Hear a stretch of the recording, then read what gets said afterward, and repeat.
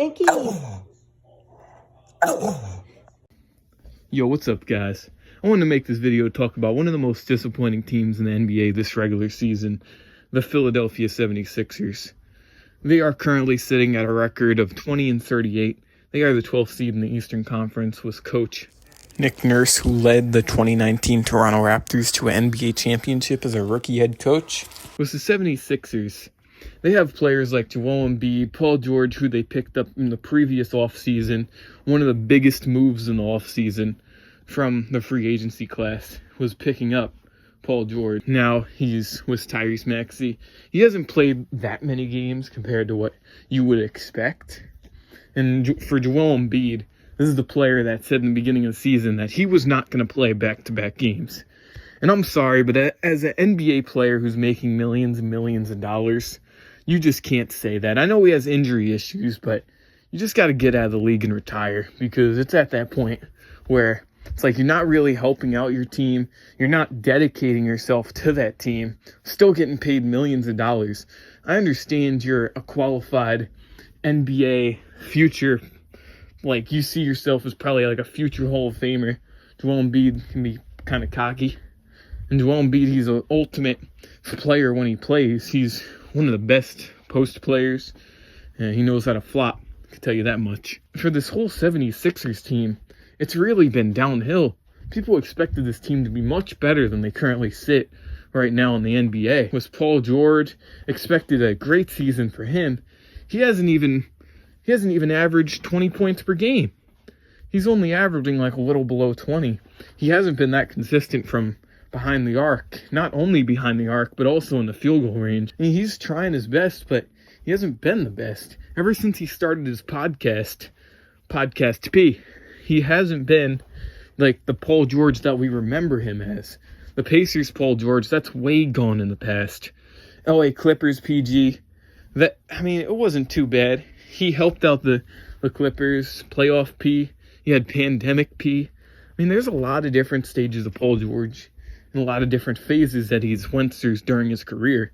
And over the course of that time, he's built up a lot of experience, and you would expect him, even at his age of around like 32 years of age, you'd expect him to still have a great season and have a great impact on this Philadelphia 76ers team, but he hasn't shown that. That's been quite disappointing, to add to the impact of the whole team being disappointing. As well as Kelly Oubre Jr., he's been, I would say, one of the more surprising players for the 76ers team. He's stepped up. He's averaging around 15 points per game, around 6 rebounds per game. He's a good shooter. I would say this is a good overall season for Kelly Oubre Jr. He's definitely going to add more value to his own player. He used to play for the Golden State Warriors during that season of when Stephen Curry was out, and the Warriors had D'Lo playing at the point guard. And then he's also played for a good amount of teams, and he's overall always been a solid player.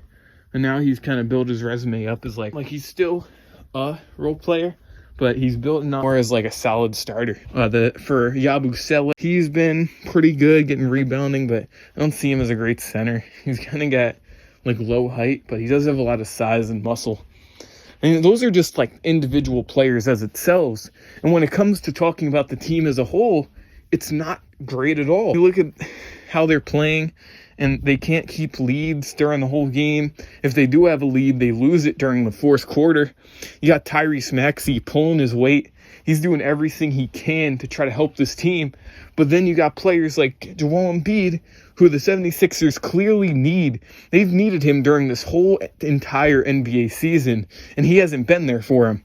With out playing back-to-back games, now he's ruled out to the end of the season with a knee injury. And I don't mean to discredit that at all, because Joel Embiid, he's simply a phenomenal player, but for his mentality's sake and what he's physically capable of that he's not providing to the team, you know what it is. Everybody knows what it is. That's why we've been talking, all these NBA experts, analysts, talking about the 76ers in the way that they're probably not going to be making it to the playoffs. There's a lot of competitive teams in the Eastern Conference, in the Western Conference, And I would argue that the Western Conference is a little more competitive than the Eastern Conference as far as the Denver Nuggets go. You got the Timberwolves. There's some pretty good teams, especially when Julius Randle comes back for them. Timberwolves should be able to spark something.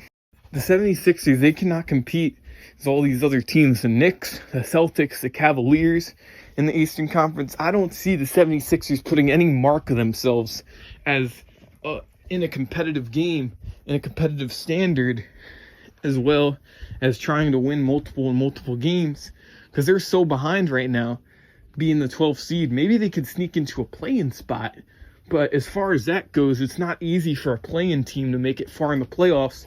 Even making it past the first round is a challenge. Or, because there's so many teams that have setbacks. There's different momentum swings in the course of a regular season. I do not see these 76ers going anywhere this season. Hate to say it. They just got to start setting up a future. I'm sorry to Joel Embiid. Not mean to discredit you. But as far as the overall impact to the team, he's not there. I'll see you guys in the next one. Hope you guys enjoyed this video. Peace out.